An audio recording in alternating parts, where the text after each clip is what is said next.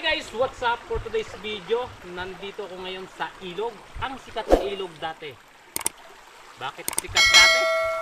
Yun ang abangan nyo sa aking iba-vlog ngayon guys.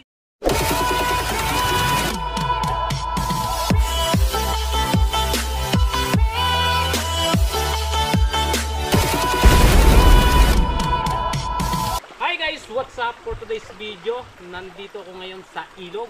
Ang sikat na ilog dati. Bakit sikat dati? Yun ang abangan nyo sa aking iba-vlog ngayon guys. So itong ilog nito guys ay kung napanood nyo yung aking last video, yung Sitio Paransile at Sitio Dao, ito ay nasa ibabang bahagi lamang ng Sitio ng Paransile at Sitio ng Dao. So ito guys, ang ilog na ito ay maraming alaala, mga 80s, 90s na umabot. Ang ilog nito ay maraming alaala. So panoodin nyo guys at ikukwento ko ng kaunti lamang dahil kung dadamihan natin guys ay kulang ang 1 hour.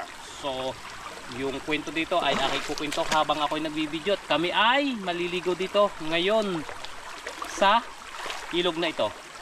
So yun guys, kasama ko yung anak ko. At ayan guys, so ayan, and pupunta tayo doon sa pataas na yon. Yung banda doon guys ay yan ay ang ibaba. Sa banda doon ay ibaba ng Sitio Dao. At ang papunta naman din ito naman ay ibaba ng Sitio Paransile. At ang ibaba doon, ayan ay ang dead end nito guys. Ang pinakadulo nito ay ang tulay ng kung yung ngayong bagong ginagawa, yung tulay ng Club Laia. Ito ang dulo nito. So yon,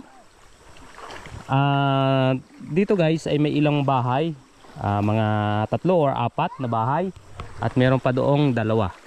So samahan nyo ako guys na let's go at aking ilalahad ng kaunting kwento o istorya kung bakit nga ba sikat itong ilog nito dati.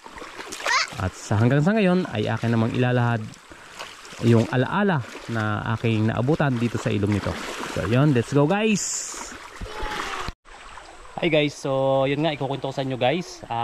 Noong una-una mga 80s, 90s, so sa mga panood dito guys na mga taga rito, kung nung 70s o basta naabutan ko siya ng 80s, 90s na itong lugar na ito guys, mapapansin nyo, ito'y ilog. Sabi ko nga sa inyo, ang pinakadulo nito yung may tulay na sa ngayon ay ginagawang Club Laia. So pero bago makadating doon, marami pang sityo ang madadaanan. So in short guys, aking ikukwento sa inyo na ito dati ay sikat na lugar. Dahil ito ay naaabot ng sasakyan. So mula doon, ang tawag doon sa babang yon ay Labak. At doon banda guys, dito, ayan, abot doon sa dulo. Ang dulo na yan guys ay sa ibaba yan ng Sitio Dao. Kung napanood niyo yung last video ko na Sitio Dao, ayun sa baba niyan, abot diyan. Abot diyan ang sasakyan. Dahil diyan ay may tinatawag na parang yung shed o yung balakan na diyan kinukuha yung mga kalakal. Noon ay sikat yang bandang, baka hindi na natin guys mapuntahan, akin na lang ikukwento yan, dulong-dulong yan sa baba ng Sitio Dao na yan ay abot diyan ang sasakyan at kinukuha yung mga kalakal. Yung mga kalakal yung tulad ng mga niyog, saging at kung ano-ano pa na binibenta na dinadala sa Maynila. So sa ngayon, bago tayo pupunta sa ngayon, doon ay ang wala pang, hindi pa develop ang sa taas ang Sitio Dao at ang Paransile, kaya dito ito ay nangyayari tuwing kapag hindi na halikwat ng bagyo ang daan, nakakadaan ang mga sasakyan, lalo na kapag yang tag-araw.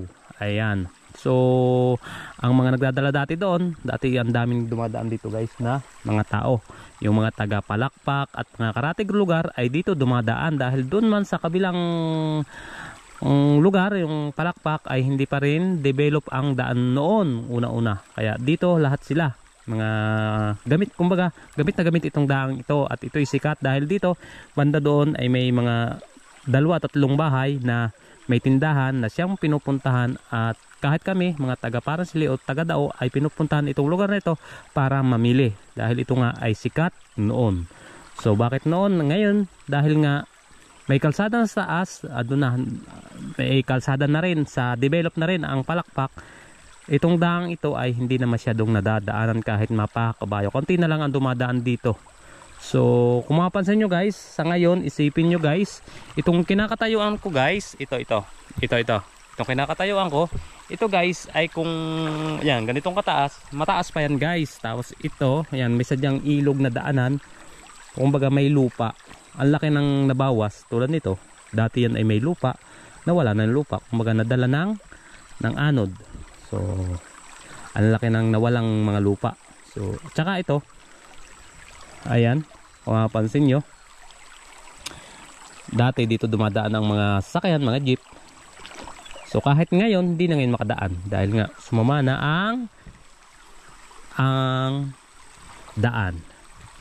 Ayan, meron pa doon, sikat din ang babang yan dahil nga sa may Balacan diyan, yung parang shed nga sinasabi ko na Balacan, na doon ibinebenta ang mga may bumibili at doon ibinebenta ang mga kalakal. So yun, at noong nga parang ngayon tahimik na itong lugar na ito. Ayan, dati kapag tag-araw din guys, isi-share ko lang na dito ay may mga, yung mahal nating mga aita ay nagagawa ng sa tabi, nagagawa ng dampa pag tag-araw. Ewan ko lang ngayon guys, parang wala na rin gumagawa ng ganun dito. So ayan, mapapansin nyo guys, may mga pwedeng panguhanin yan, yung tipay o yung gabing nakakain na gulayin. Ayan, so sinishare ko lang guys, talagang yung iba na ngayon lang na mga bata, yan, hindi nila alam na dati ay hindi nila alam na nakarating dito sa dulong yon ang mga sasakyan at naging sikat ang lugar na ito. So ngayon ang hindi mawawala ay itong fresh water, fresh na mga meron niyang ano guys, makakahuli ka dyan ng mga hipon, hito at saka crabs. Ayan, yan, kasama ko nga palang anak ko guys. So kami may maliligo. Hindi ko alam guys, meron doong sikat din na pinupuntahan nga, yung Mabilog River. Hindi ko lang alam, medyo malayo-layo. Hi guys, yun nga, hindi kami nakapunta doon ng anak ko sa Mabilog River, doon sa may ibaba ng Sitio Dao. So yun, ikukwento ko na lang yung Mabilog River guys. Ayun ay isang bilog na parang swimming pool na running water. So nagkita na, dahil sa tinatamad na yung aking anak na magpapunta doon mula dito sa kinantayon ko ay malayo pa. So nagkita kami ng ganitong setup na ito ay pinaglalabahan, kaya malalim ng konti. Dito na kami liligo. So nagligo rin kami ng aso namin.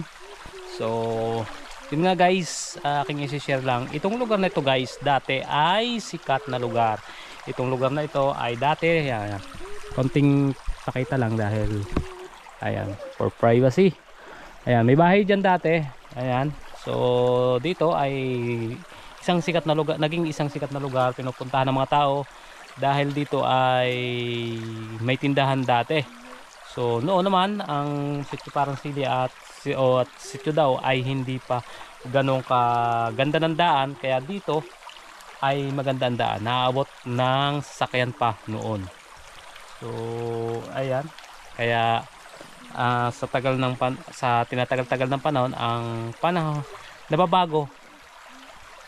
nababago ang takbo ng panahon. Dating sikat, ngayon ay eto. Pero ang maganda doon ay may isang magandang alaala, at tulad ko na may alaala sa akin ang lugar na ito. Ayan, dito kami dati na mimili. So hindi lang dyan guys, ayan, mapansin nyo yan, punta doon ay dati ay abot ang sasakyan. So sabi ko nga, sa tinatagal-tagal ng panahon ay hindi na guys po pwedeng makabot pa doon dahil nga sa pangyayaring yan. Tulad niyan, maraming mga batong nag-usbong. Ayan, kahit na tag-araw ay hindi na makakarating muli sa aking nakikita. But not sure kung sa tagal pa ng lilipas ang panahon kung makakarating pa. Pero mula nung kinukwento ka, nung una-una ay hindi pa ulit nakakarating. Dati abot sa dulo nito. Sa dulo nito, ang dulo nito guys ay yung sitio daw. Itong kinatayon ko is ibaba ng sitio daw at saka sitio Parensile. So yun lang, yun guys ang aking ma-share. At ito ay dating ito sana guys, kung noong kasikatan ay maraming dumadaan na mga tao, dahil ito lang yung way na dito dumadaan, dahil nga kung sa taas dadaan sila ay mainitan ang kanilang kabayo. Ayan, so ngayon may mga sakyan na, may mga motor na. Guys, maligo na tayo. Yeah. Sakit na ba? Ang laki-laki mo nga, tatay. Hindi mo, tatay, gagawin kitang bangka. Ay tao.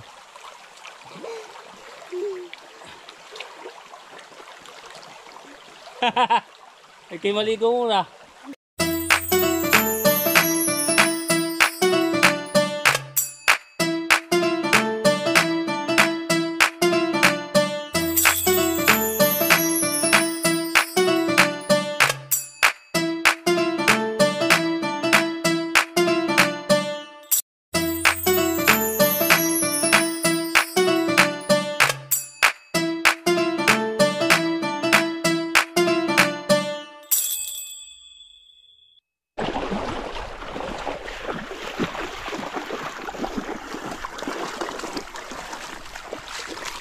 Saan tayo galing guys?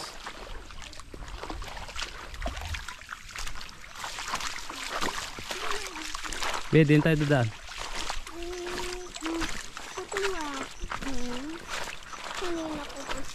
Dito tayo kakain sa may bahay dito. Ayoko, dito tayo.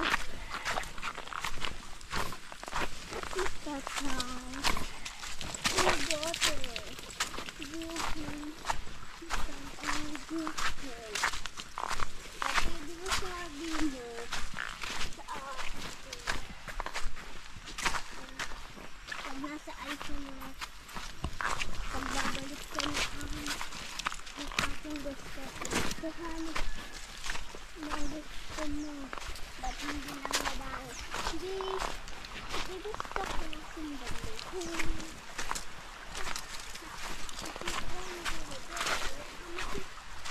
Dito tayo guys sa kakain. May dala tayong pagkain sa aming lula dito.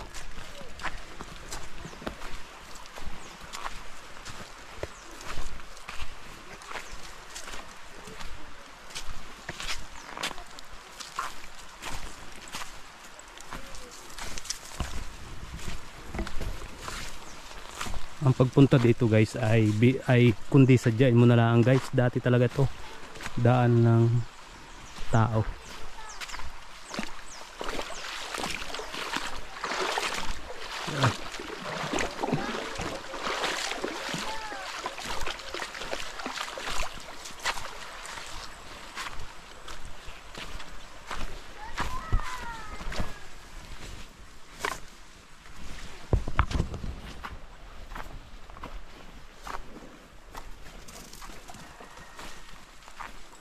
Dito tayo kakain guys.